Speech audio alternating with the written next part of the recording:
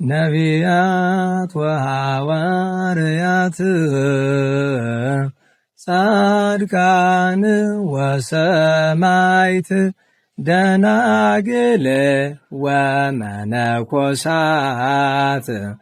አይሩግ ወሕፃናት ገዳማውያን ወሊቃውንት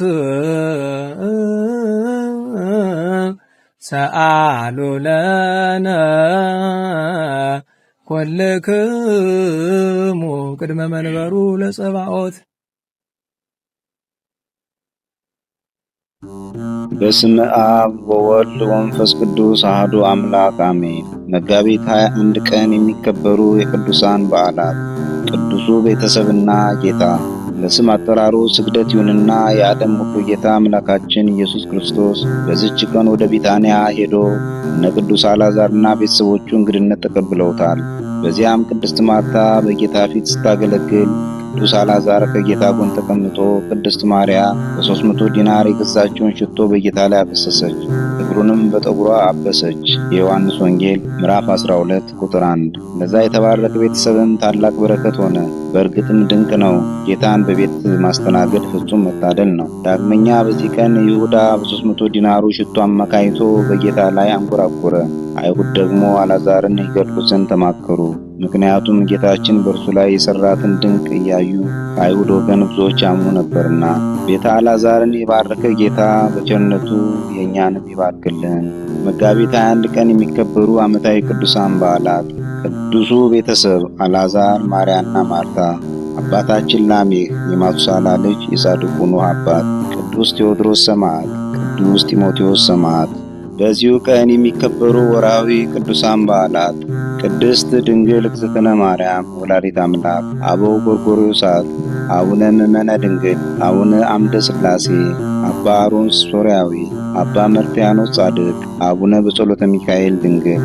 የቅዱሳኑን ሕይወት የሚመለከት ከመጽሐፍ ቅዱስ የተወሰደ ጥቅስ ወደ ዕብራውያን ሰዎች ምዕራፍ 13 ቁጥር 1። የወንድማማች መዋደድ ይኑር፣ እንግዶችን መቀበል አትርሱ። በዚህ አንዳንዶቹ ሳያውቁ መላእክትን እንግድነት ተቀብለዋልና ከእነርሱ ጋር እንደታሰረ ሆናችሁ እስሮችን አስቡ። የተጨነቁትንም ራሳችሁ ደግሞ በሥጋ እንዳለ ሆናችሁ አስቡ። ወስብሐት ለእግዚአብሔር ወለወላዲቱ ድንግል ወለመስቀሉ ክቡር አሜን። ዘአቅረብኩ አእላፍ ቅዱሳንን አዘክሬ ምስጋናን አቀረቡልህ። እኒህ ቅዱሳን ዘወትር አንተን ያገለገሉ ናቸው። በድህነቴ የማነብልህ መጽሐፍ ምስጋና ተቀበል። አንተ ብዙ ባለጠጎች ካገቡት ይልቅ የድሃዋን መበለት ስጦታን ተቀብላለና። ቅዱሳን የሆናችሁ ነቢያት፣ ለማስተማር የተመረጣችሁ ሐዋርያት፣ ሰማዕታት፣ ጻድቃን፣ ትጉሃን የሆናችሁ መላእክት፣ እናንተም ደናግል ቸር የሆናችሁ መነኮሳት ይህችን ጉባኤ አንድነታችን መባረክን ባርኩ። ስትባርኩም ከሕፃናቱ ጀምራችሁ እስከ ሽማግሌው ድረስ ይሆን። በብራና በወረቀት የጻፈውን ሊያስደርስ በገንዘብ ዋጅቶ ያጻፈውን አምኖ ያነበበውን ወደ ሌላ ልሳንም የተረጎመውንም በዝነ ልቦና አምኖ የሰማውን ከጠብ ከክርክር ከመከራ ከችግር በምትሰውር በእናቱ በማርያም ጸሎት ኢየሱስ ክርስቶስ ሁላችን አንድ ላይ ይማር፣ ቅዱስ መንፈሱንም ይላክልን ከዛሬ ጀምሮ ለዘላለሙ ዳግመኛም እስኪመጣ ድረስ አሜን።